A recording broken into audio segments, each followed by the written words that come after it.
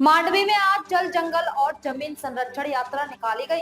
आदिवासी क्षेत्र में भूमि के विस्थापन, सरकार से जमीन के बदले जमीन की मांग और मांडवी तालुका के वन क्षेत्र में बन रहे तेंदुआ बचाव केंद्र के विरोध में आदिवासी समुदाय ने रैली निकाली। सूरत जिले में भी आदिवासी समुदाय के बीच जल जंगल और जमीन के मुद्दे पर आंदोलन शुरू हो गया है, जिसके तहत आज सूरत जिले के मांडवी जल जंगल जमीन सौर संरक्षण यात्रा का आयोजन किया गया। आदिवासियों द्वारा मांडवी तालुका के मालदा फाटा से सतभाव और फिर मांडवी तक एक रैली आयोजित की गई, जिसमें उन्होंने आदिवासी क्षेत्रों में किए गए अधिग्रहण का विरोध किया और विभिन्न तख्तियां प्रदर्शित की। सूरत जिले के आदिवासी इलाके में भी सरकार ने विभिन्न परियोजनाएं चलाकर आदिवासियों की जमीनें अधिग्रहित की और उस अधिग्रहित के बाद उन्होंने शिकायत की कि प्रभावित आदिवासियों को भूमि के बदले भूमि आवंटित नहीं की गई। अब यह मुद्दा फिर से उठ खड़ा हुआ है। विशेष रूप से क्षेत्र के अमली, लाठी और इसर बांधों के विस्थापितों को जंगल जमीन के साथ साथ माननीय उच्च न्यायालय के फैसले के अनुसार जमीन उपलब्ध कराने की भी मांग की गई है। मांडवी में आयोजित जल वन एवं भूमि संरक्षण यात्रा ने उस समय काफी चर्चा बटोरी जब यह रैली बारडोली लोकसभा के सांसद के गृहनगर सतभाव गांव के मालदा फाटा होते हुए आधिकारिक रूप से रवाना हुई। रैली में बड़ी संख्या में आदिवासी समुदाय के लोगों ने भाग लिया।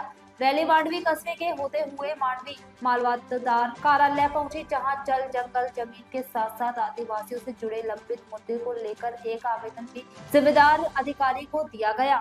મારું નામ એડવોકેટ જીમ્મી પટેલ છે અને તાપી જિલ્લામાં સામાજિક કાર્યકર્તા તરીકે કામ કરું છું।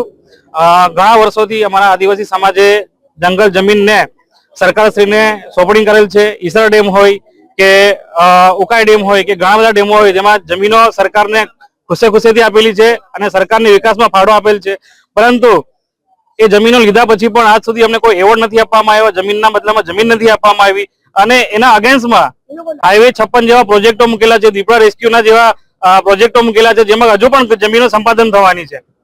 હવે વર્ષો પહેલા લીધેલી જમીનનો હજુ એ લોકોએ ન્યાય નથી આપ્યો અમને, તો અત્યારે જે જમીન સંપાદન થવાની તેમાં શું ન્યાય આપશે? અને ભૂતકાળમાં જે જમીન સંપાદન થયેલી છે તેમાં હાઈકોર્ટમાં જજમેન્ટ આપ્યું છે કે જમીનના બદલામાં તાત્કાલિક ધોરણે આદિવાસી સમાજને એની જમીન ફાળવીમાં આપવામાં આવે, પરંતુ એનું અમલીકરણ આજ દિન સુધી થયું નથી। એટલે આજ રોજ અમે માંડવી સુધી માલદા ફાટાથી પગપાળા રેલી કરીને આ જે હાઈકોર્ટનું જજમેન્ટ છે એનું અમલીકરણ કરવા માટે તંત્રને રજૂઆત કરવા જવાના છે। સાથે સાથે જ્યાં સુધી આ અમલીકરણ ના થાય ત્યાં સુધી બીજા બધા પ્રોજેક્ટો રદ કરવામાં આવે અને આદિવાસી સમાજના જે પણ હક અધિકાર છે એને લાગુ કરવામાં આવે। અખિલ ચૌધરી, આદિવાસી કર્મશીલ। જળ જંગલ જમીન સંરક્ષણ યાત્રા આજરોજ યોજવામાં આવી છે।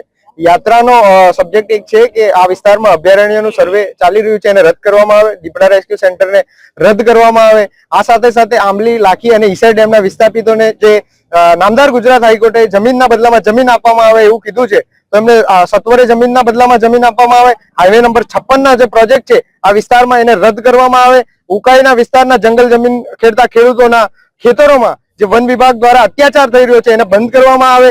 માંડવી સુગરમાં ખેડૂતો, મજૂરો અને ટ્રાન્સપોર્ટરોના જે પૈસા આપવામાં નથી આવ્યા એને સત્વરે આપવામાં આવે અને માંડવી સુગરનું ખાનગીકરણ રદ કરવામાં આવે। આ સમગ્ર મુદ્દાઓને લઈને અમે જળ જંગલ જમીન સંરક્ષણ યાત્રા કાઢી છે અને સંરક્ષણ યાત્રા આ તમામ મુદ્દાઓના ન્યાય માટે નીકળેલી છે। એટલે તમામ વિસ્તારના લોકો આમાં ઉપસ્થિત થયા છે, જેને લઈને અમે રજૂઆત કરવા જઈ રહ્યા છે। આગામી દિવસોમાં જો આ રજૂઆત પર ધ્યાન નહીં આવશે તો અમે પગપાળા ચાલીને ગાંધીનગર જવાની પણ તૈયારી કરી રહ્યા છે, તો એ પણ કરીશું અને આ સરકાર સામે વિરોધ કરીશું। આ સમગ્ર મુદ્દાઓનો આગળ આવીશું। મારું નામ દલુભાઈ પુનિયાભાઈ ચૌધરી છે, કોડકર ગામનો વતની છું અને ઈસર ડેમનો વિસ્થાપિત છું। આજે અમે જે 17/2/25 ના રોજ જે અમે પદયાત્રા કાઢવાનું આયોજન કરેલું છે, જેનો મૂળ મુદ્દો છે જળ જમીન જંગલ બચાવો, આદિવાસી બચાવો, અભયારણ્યો અટકાવો, દીપડા રેસ્ક્યુ જેવા પ્રશ્નોને લઈને અમારે રોડ પર પદયાત્રા કાઢવાનું નક્કી કરવામાં આવેલું છે। આ ઉપરાંત જે ડેમોની અંદર ડૂબી ગયેલી છે જમીન, ઈસર ડેમ, લાખી ડેમ અને આંબલી ડેમમાં 201 જેટલા ખાતેદારોની જમીનો ડૂબાણમાં ગયેલી છે। 230 હેક્ટર જેટલી જમીન ડૂબાણમાં ગયેલી છે।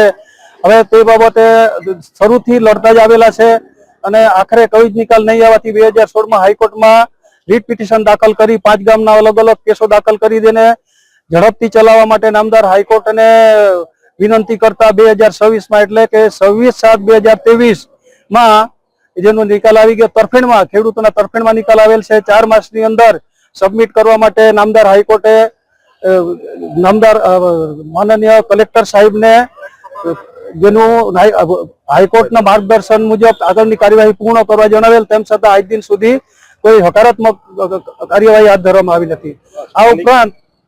આ ઉપરાંત દર 2-3 માસે અમારે આવેદન પત્રો આપતા કે રૂબરૂ મળવાનું આવા તેવા કાર્યક્રમો કરતા જ રહેલા છે. તેમ છતાં અમને સંતોષ નહીં થવાથી આજરોજ અમે આ પદયાત્રા કાઢવાનું નક્કી કરેલું છે.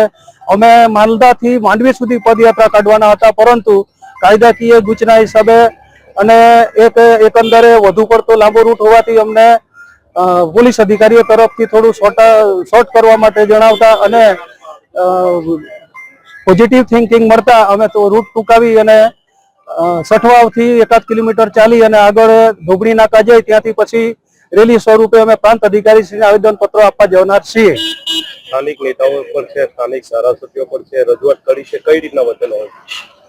તમામ પ્રકારના સદસ્યોને વચન અમે રજૂઆતો કરેલી છે. દરેક ચૂંટણીઓ વખતે અને અલગ અલગ સમયોમાં રૂબરૂ મળી રજૂઆતો કરેલ છે, પણ તેમના તરફથી કોઈ અમને સંતોષકારક જવાબ મળેલો નથી. છેલ્લા 3 માસ અગાઉ અમે અહીંના ધારાસભ્ય માંડવીના ધારાસભ્ય કુંવરજીભાઈ હળપતિને એક અરજી આપી રૂબરૂ મુલાકાત માંગેલ છે, પરંતુ અમને આજ દિન સુધી રૂબરૂ મુલાકાત પણ આપેલ નથી. તેથી અમારે એવું માનવું છે કે અમારા ધારાસભ્યો વિસ્તારના એ લોકો ધારાસભ્ય, સંસદ સભ્યો કે લોકલ સદસ્યો, કાર્યકરોએ અમને કોઈ મદદ કરવી નથી ગરીબ માણસોને. એટલે અમારે પછી આ રેલી રૂપે પદયાત્રા કાઢવાની ફરજ પડેલી છે. જય હિન્દ.